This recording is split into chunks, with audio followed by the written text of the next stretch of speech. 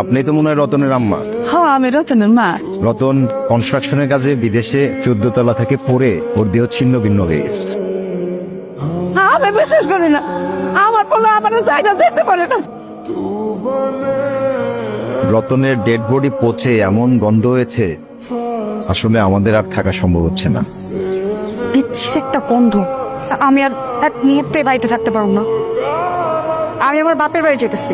আপনার ছেলে লাশের গন্ধ তো আমি এই বাড়িতে থাকতেই পারতেছি না। বাবা, তুমি এতটা সত্যবাদ? আমার পোলা শুধুমাত্র তোমার সুখের কথা চিন্তা করে বিদেশ গেছিল, আর তার লাশের গন্ধ সহ্য করতে না পারা তুমি বাড়ি ছেড়ে চলে যাইতেছো। হ্যালো আব্বা, আমার ওই টাকার মেশিনটা পয়সা নষ্ট হয়ে গেছে, এখন দুর্গন্ধ ছড়াইতেছে। তোমার জামাই বিদেশে কয়দিন আগে মারা গেছে। গ্রামবাসী বলাবলি করতেছিল লাশের গন্ধে নাকি তোমাকে বাড়ির আশেপাশে যাইতে পারতেছেন। ওই পরির পাতা দিয়ে গোসল করায় দিন, শেষ গোসলটা। না না না না চাচি, আমি যাইতে পারবো না। ওই পচা লাশের পাশে আমার যাওয়া সম্ভব না। আমার রতন তোর অসুখের কথা শুই না, বিদেশ থেকে তোর টাকা পাঠায় দিছে, আর তুই এসব ভুলে গেলি। রতন ভাই যে আমার চিকিৎসার সময় যে টাকাটা দিয়েছিল, ওই টাকার খোটা দিতেছো তো। আমি ওই টাকার সুদে আসলে যা আসে সব টাকা তোমার ফেরত দিয়ে দিবি। আপনি আপনার মাইয়ারে নিয়ে পালায় যাইতেছেন? পলায় যাবো না তো কি করবো? আপনার পোলার পাশাপাশি কি আমার মাইয়াটারও মাইরা ফেলামো? আমার ছেলে মরে গেছে, তার মানে পয়সা গেছে। এতদিন যে টাকার মেশিনটা ছিল, এখন আর তার কোনো প্রয়োজন নেই। আব্বা, আমার বাবা তো মারা গেছে অনেক দিনই হইল। আপনার আগে শ্বশুর না, আমি আমার নিজের বাবার মতোই সম্মান শ্রদ্ধা করি। সেই কথাগুলো আপনার মনে পড়ে বিআই সাহেব? আমার ছেলে আপনার ছেলে, আর আজকে আমার ছেলের লাশের গন্ধে আপনি আপনার মায়ের নিয়ে বাড়ি ছেড়ে চলে যেতেছে। সেদিনের কথাগুলো আবেগে বইলা ফেলাইছি। আশা করি কথাটা বুঝতে পারছেন। চল দে মা, চল।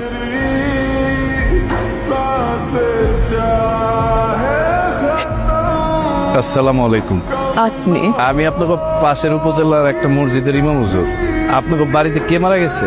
আমার ছেলে মারা গেছে। আপনার ছেলেটা বিদেশ থাকে? আমার সেই ছেলেটাই মারা গেছে ইমাম সাহেব। ওর লাশের গন্ধে ওর বন্ধু বান্ধব আত্মীয় স্বজন গ্রামের মানুষ সবাই চলে গেছে, এমনকি তার বউ পর্যন্ত চলে গেছে।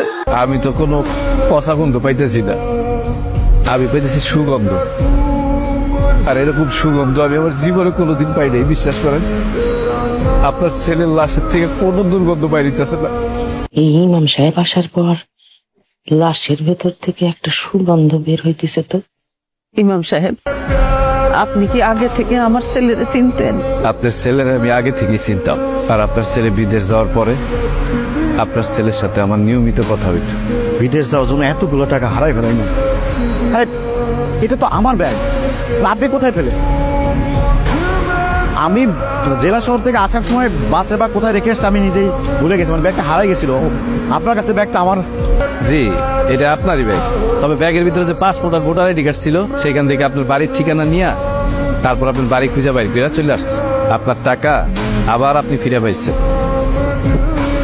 আপনার ছেলে বিদেশ যাওয়ার পরে আমার সাথে নিয়মিত যোগাযোগ রাখতো, সবসময় আমার খোঁজ খবর নিত।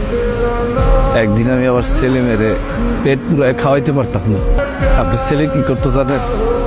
প্রত্যেক মাসে মাসে আমার টাকা পাঠাই, আমি নিতে চাইতাম না, কিন্তু আমার কইতো এটা আমার ভাতিজা আর ভাতিজির জন্য, আপনি না করতে পারবেন না। এখন আমি আমার ছেলে মেয়ে সংসার নিয়ে অনেক ভালো আছি। তো সব সময় ফোন করে আবার খোঁজ খবর নিত, আমার পরিবারের খোঁজ খবর নিত। কিন্তু হঠাৎ করে সে কয়েকদিন ধরে আমার ফোন দিতে ছিল না। তখন আমি তার নাম্বারে ফোন দিলাম, দেখি মোবাইল বন্ধ। তখনই না আমার মনের ভিতরে জানি কেমন লাগতেছিল, তাই আমি দৌড়ে চলে আসলাম খোঁজ দিতে। আইসা দেখি আমার মন কিন্তু বলতেছিল কোনো না কোনো মানুষ আমার ছেলেরে দাফন করার জন্য আসবে। আপনি আইছেন আমার পোলারে শেষ গোসল করানোর জন্য।